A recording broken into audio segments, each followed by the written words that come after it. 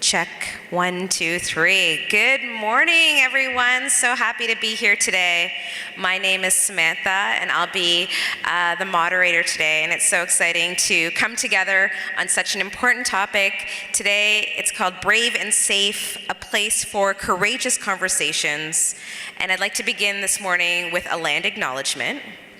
So we begin today to acknowledge that we walk upon the traditional territories of the Indigenous peoples, and we recognize their history, spirituality, culture, and stewardship of the land. Here in Ottawa, we acknowledge that the location that we dwell on is on the traditional unceded territories of the Algonquin Anishinaabe people. If you're not joining us from Ottawa, we invite you to reflect upon the land in which you are joining us from. If you're unsure of what traditional land you're on, we invite you to visit nativeland.ca. On behalf of our funder, the Canadian Race Relations Foundation, our partners, the Anglican Diocese of Ottawa, and Julian of Norwich Anglican Church, and the organizers, Brianna, Donna, Lee, and Susan, I would like to welcome you here today as we begin the important and sometimes difficult work of learning, unlearning, talking about racism, and finding ways to work together to become anti-racist. Our goal today is to provide a brave, safe, and inclusive space to discuss issues surrounding racism. We are hoping that through hearing the stories of a variety of speakers, you will learn about some of the different forms of racism. Sometimes they're internal, interpersonal, institutional, or structural, and the multitude of ways it presents itself. We are hopeful that by offering this opportunity to learn from the sharing and exchange of life stories and experiences, as well as through a facilitated discussion, you will gain new knowledge that will empower the ways you find ways to affect anti-racism change in your own lives and our environments and communities. We hope you will listen to understand and become social impact leaders, as well as have the opportunity to make some lasting connections. Now, a video from our funder.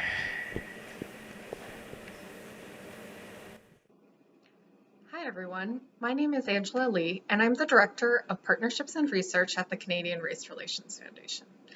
On behalf of the CRF, I bring warm greetings to the Brave and Safe event, a place for courageous conversations. The Canadian Race Relations Foundation is honored to support this initiative through our National Anti-Racism Fund. I would like to acknowledge that the land I'm speaking from is a traditional territory of many nations, including the Mississaugas of the Credit, the Anishinaabe, the Chippewa, the Haudenosaunee, and the Wendat peoples, and now is home to many diverse First Nations, Métis, and Inuit peoples. Toronto is covered by Treaty 13. I share this both to reflect on the lands that I'm settled on and the immense privileges that this has afforded to me, and as well to affirm the inherent treaty rights of all Indigenous peoples who have cared for and continue to care for these lands. It also serves as a personal commitment to the continued work with Indigenous nations and peoples to combat racism and mobilize action on the path towards reconciliation. I'm sorry I couldn't attend in person. I feel energized just reading the description of your agenda and the leadership that you are all taking on. I want to tell you about how the CRF was created, as I think this story connects well with the conversations you're having today. The Canadian Race Relations Foundation was created by the Government of Canada as a Crown Corporation in 1996 and as part of the Japanese-Canadian Redress Agreement, an apology to Japanese Canadians for racial discrimination and internment camps during World War II. The CRF's mandate is to promote the development, sharing, and application of knowledge and expertise in order to contribute to the elimination of racism and all forms of racial discrimination in Canadian society. The conversations and connections you're making today are crucial and create an important space for young leaders in anti-racism to learn from one another, collaborate, and change systems. We are pleased to fund this event and we look forward to hearing more from you. Thank you for attending, and we hope that you're inspired by these discussions. Have a great afternoon. Don Kwan, you're next. Thank you so much for being here. Dawn is a queer, third-generation Chinese-Canadian multidisciplinary artist whose work explores place, identity, representation, and intergenerational memory-making across time. Reflecting upon modernist depictions of landscape in Canada, Kwan explores legacies of inclusion, and exclusion, rooted in land-based settler colonialism. Whether it's landscape, abstraction, or portraiture, 20th century Canadian modernism was found at a time when discriminatory policies such as the Chinese Immigration Act and the Chinese Exclusion Act were in place, affecting the participation of Chinese Canadian artists in artistic circles. As such, within a process of reclamation, research, and exchange, Kwan brings into dialogue his own artistic practice, which considers family and memory. Through a discourse on iconic Canadian and Chinese images, objects, lens-based work, and examination of his own family's history of more than a century in Canada, Kwan considers this question: what does it look like to belong in the Canadian landscape? Please join me in welcoming Dawn to the stage.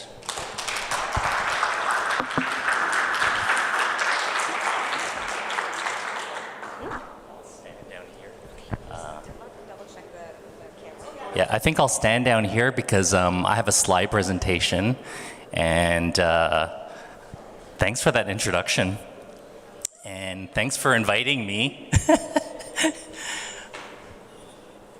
Yeah, I'm a visual artist, so I have a slide presentation of my work, so I think I'll let my work kind of speak for itself, but I'll articulate it as we go. So yeah, I'm Dawn Kwan. I'm a local multidisciplinary artist. I was born and raised here in Ottawa. Let me test this out.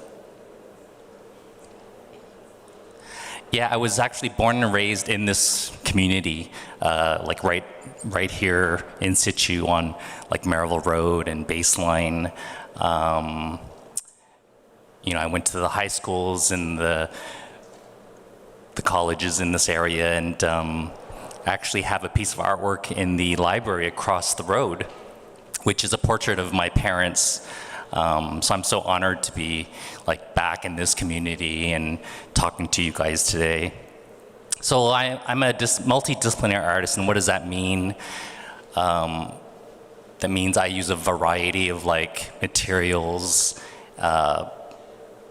The project or the concept or the idea that I want to convey usually determines what kind of materials I'll use. So like, for instance, this VHS tape, and if anyone is clueless about what a VHS tape is in this room, kind of like raise your hand. If you don't, then we're kind of dating ourselves. It's basically, it's a video home system, right? It's a recording system. It's kind of like old technology. And here, it's technology that I grew up with, but now it's kind of obsolete.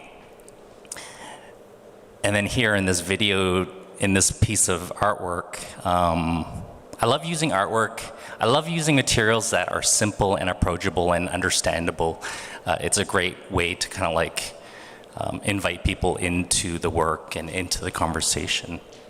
So this VHS tape, it says, Chinese Canadian history, please do not erase, with an emphasis on please. So it's kind of like a prompt to the viewer to consider, you know, Chinese Canadian history, how it impacts our present day lives. And also this, I love the multi-different layers of how this piece is like an artifact within the canon of art history, but also like an artifact in like lost technology. So this year is kind of a big year for me and my family. I'm a third generation Chinese Canadian. So, you know, back in 1922, like this year my family is celebrating 100 years of being guests on this land, as being, residing in these territories. So here I did this diptych, and then on the left-hand side, it's a portrait of me holding my grandfather's head tax certificate, which he paid back in 1922. I'm not going to go into history, but this is kind of a prompt for you guys to learn about Canadian history. I love art because it's a great way to bring people into the conversations without kind of hammering into your head's the point. So I'm holding my grandfather's head tax certificate, and in my right hand, I'm holding a measuring tape. So my grandfather died the year I was born in 1971. Here I inserted myself holding these objects in front of Parliament Hill. And then on the right-hand side, the measuring tape is at the height of my grandfather at the time he arrived, which was 4 feet 4 3/4. So he died the year I was born, and this was a way for me to kind of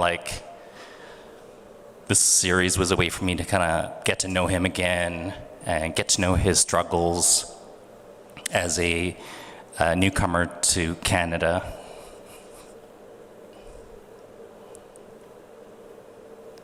So my work is very autobiographical, it's very personal. I draw from a lot of my lived experiences growing up in Chinatown, but also like two worlds. So growing up in Chinatown and then going through the school systems here. So growing up, and going to school in history class, there wasn't much conversations about Chinese Canadian, the contribution to this country, other than the head tax that we paid and our contribution to the railroad. Beyond that, it was very, it was reduced down to about half an hour in a history class. So I would go back to my family, I would go back to the Chinatown community, and I would hear more stories, more in depth, and it always left me wondering, like there was a gap there, like wondering in where are our stories, where are our histories. So now that I'm older, and now that it's easier to research these histories, like at your fingertip, like with Google. So I come across images like this image here. It's by M.H. Hawkins. It's from 1914. It's called The Gatekeepers. So it's an illustration that was widely publicized and printed in British Columbia. And this message and this narrative was very popular across Canada, from coast to coast to coast, this anti-Asian exclusion narrative. So in this image, you'll see a gateway, and then on the top of the gate, it says white immigration, Oriental exclusion. So on the left-hand side, there's a whole bunch of different settlers coming, open-armed, the doors, the gate is wide open. People from all ages and backgrounds, men and women. And then on the right-hand side, there's a woman wrapped in a British flag. One arm is in a gesture of welcoming, and then one arm is kind of pressed against the gate. And then beyond that gate, there's Asian immigrants. So a lot of my art is about like reconciling kind of those dark periods in Canadian history. And one of the ways I use my art to reconcile these is I built this little maquette model of the actual illustration in the book. In the illustration, And it helped me, this process really helped me like unpack and unravel all these ideas of anti-Asian hate back then. So then growing up, you know, I also I tried to gather information and educate myself about our histories and our stories, and I was eager to find these stories. So I would go to museums, I would go to libraries, I would go to galleries. And then in those spaces, I never really saw our stories and our histories shared. So this series, it's called Invisible Identities. It was a way for me to kind of dismantle those narratives of erasure and exclusion in these institutions. So you'll see you know, I did a dress shirt of a typical waiter's, Chinese restaurant server waiter's outfit, and I made it out of different Chinese takeout menus that I had collected within a 150-kilometer radius of Ottawa and Gatineau. And then here is a waiter's vest made up of inkjet prints of, you know, intimate family settings, dinners around the table, seniors, elders in the community. These objects were kind of a way to kind of disrupt that erasure that I saw happening. So they become like scrapbooks and captured memories.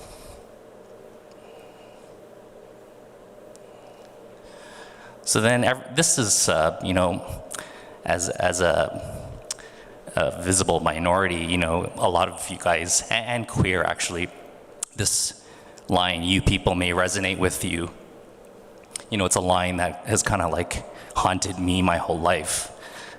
So when I heard that hockey star there, Don Cherry, say it on national television, and that message, you know, it really resonated with me. I knew exactly what he was talking about and who he was talking about. And that message went very similar like the illustration earlier. That message went across Canada from coast to coast to coast. So my art sometimes is reactionary. I don't kind of think about why I do what I do. I just go into the studio and react. And this was one of the moments where I just put a whole bunch of text in my computer and printed it through my inkjet printer. It wasn't just "you people," it was you know, other texts like strength and community and family and luck.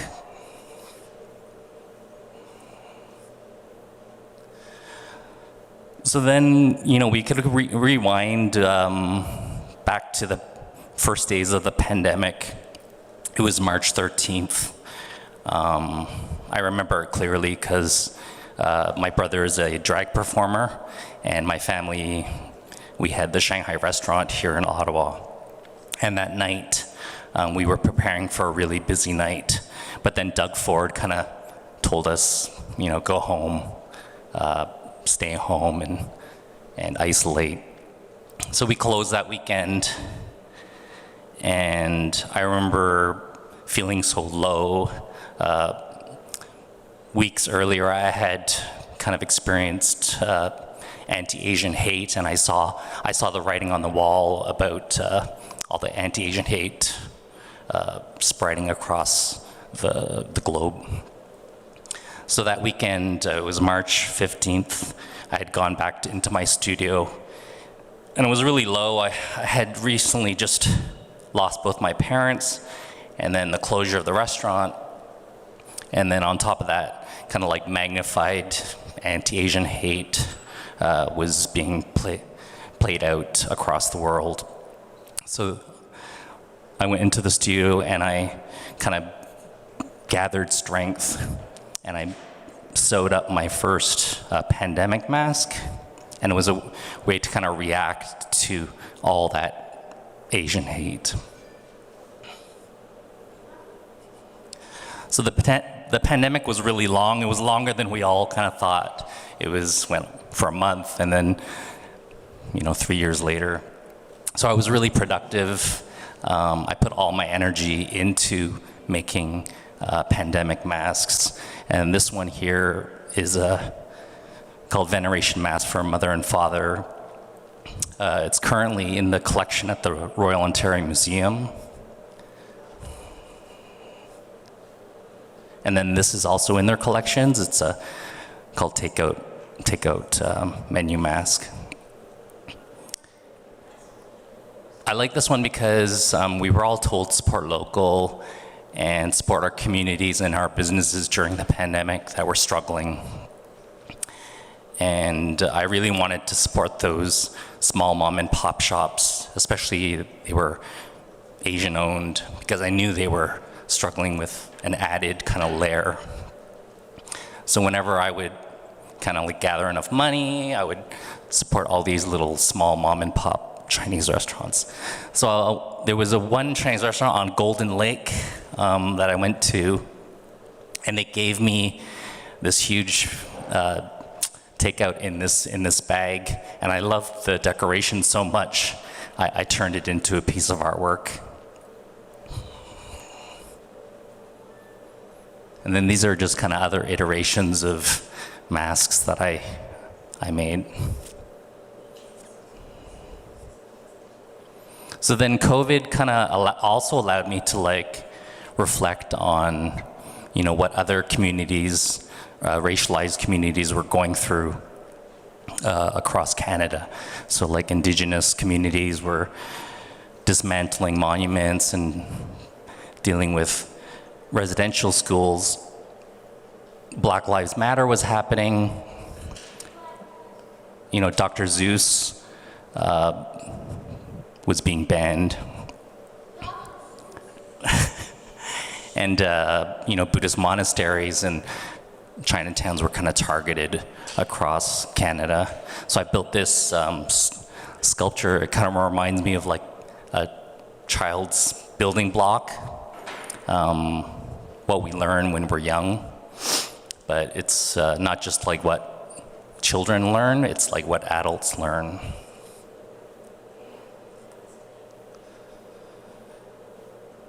So then I applied the same kind of thought about how do I uplift our community. I was stuck in my studio, isolated, but still I wanted to show kind of connection to all the Chinatowns across Canada, to show kind of solidarity. And I saw all sorts of rallies happening from Montreal to Toronto. And I created this series of porcelain plates with images of reimagined fortune cookies embedded into the plates. So here it says, "Racism is a virus." And all these text was inspired by all the rally signs and picket signs that were shared on social media at these rallies across Canada.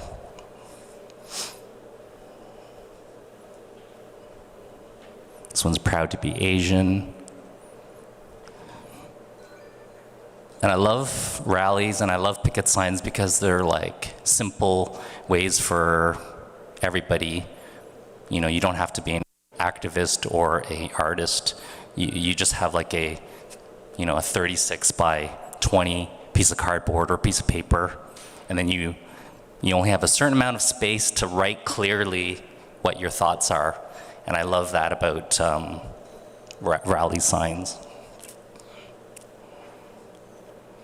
So then I'll just kind of like walk you through other pieces of work that in my body of work.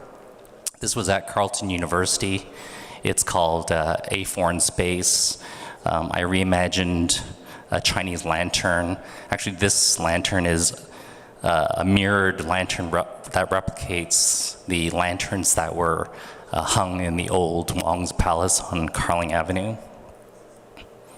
And then in front, kind of viewing that in that kind of like foreign, in that disco space, is a sculpture made up of takeout containers.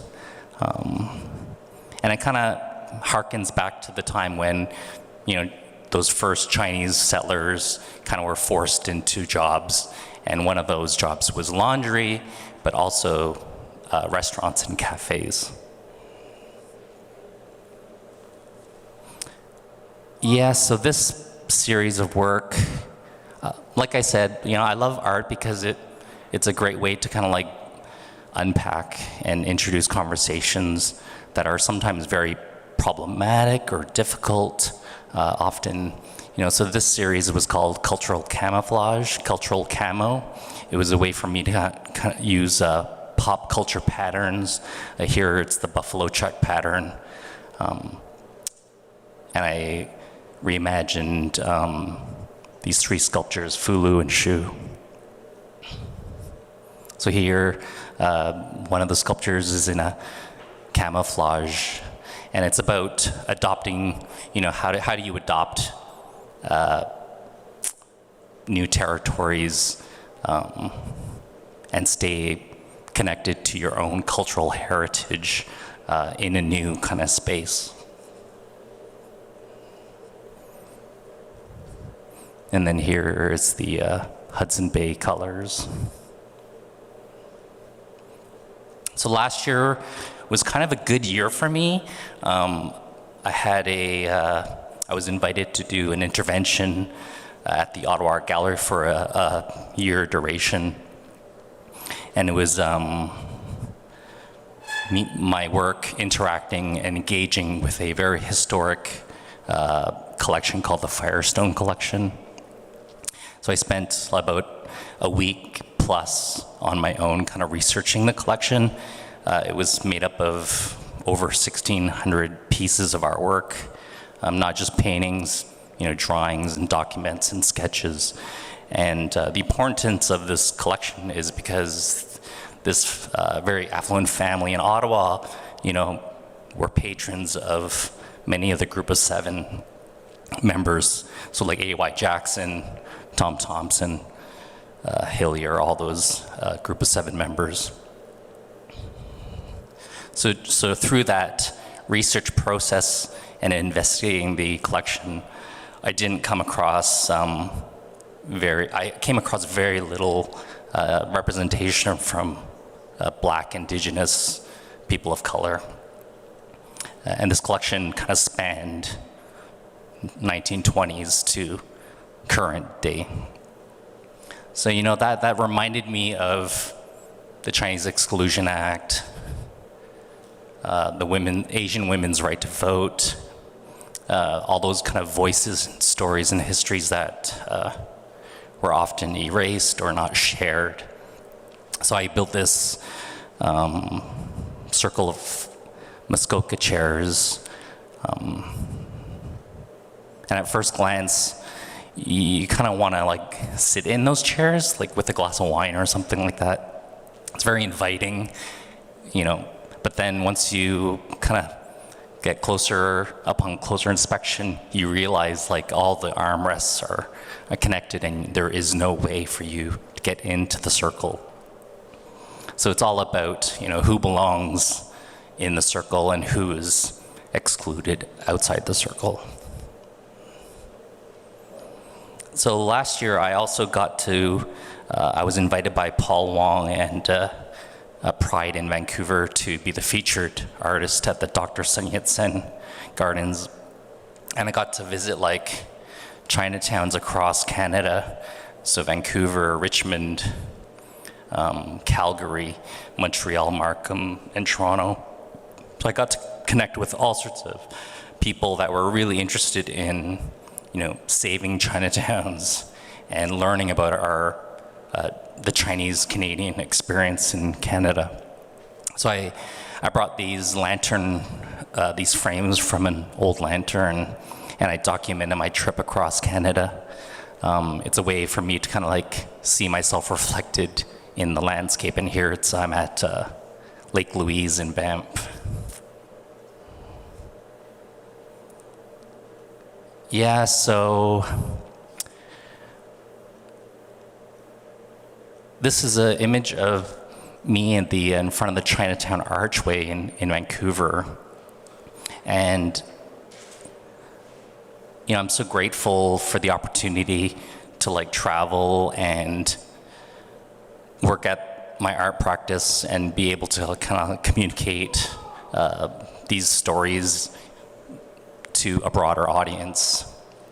I use my art very much so as a healing tool.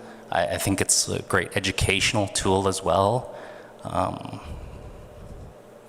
Yeah, so thanks for taking the time.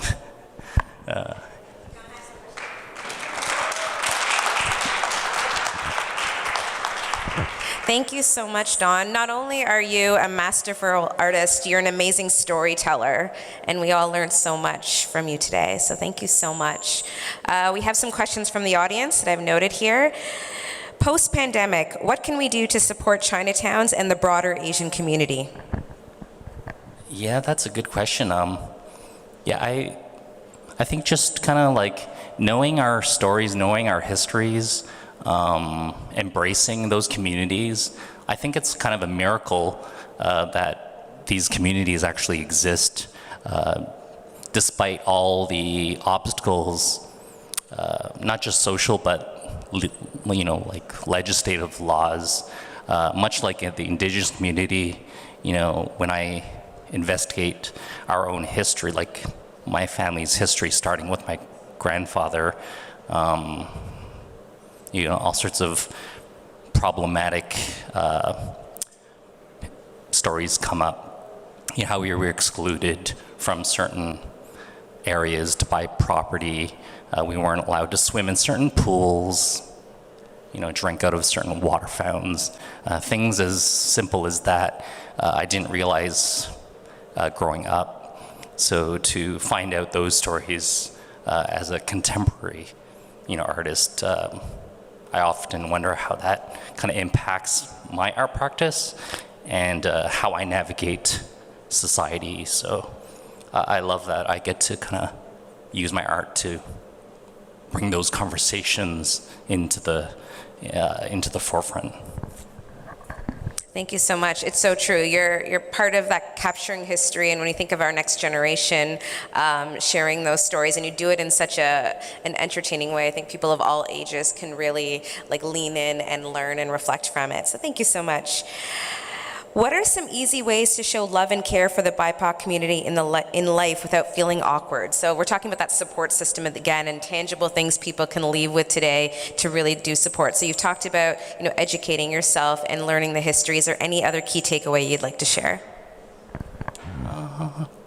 I love Kimberly Crenshaw's, the term she coined, intersectionality. I often think how it applies to me as a queer person and as a Asian Chinese Canadian, and how those intersect.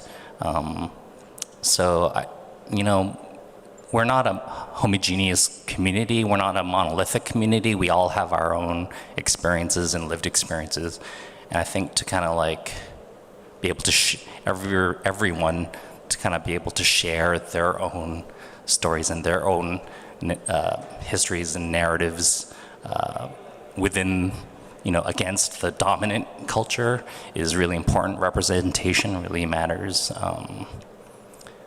Yeah, so I would just encourage more of that to happen, and these kind of events are, what we just need more of these events. We just need more of this. Thank you so much, Don. Let's give him a big round of applause, and really appreciate the space that you're in today.